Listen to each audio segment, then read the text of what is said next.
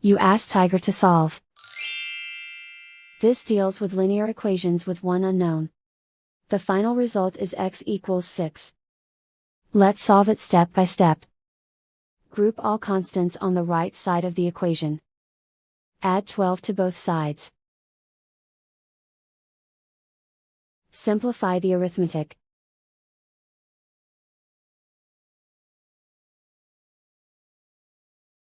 Isolate the x. Divide both sides by 4. Simplify the fraction.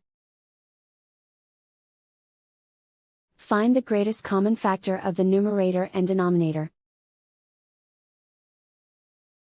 Factor out and cancel the greatest common factor.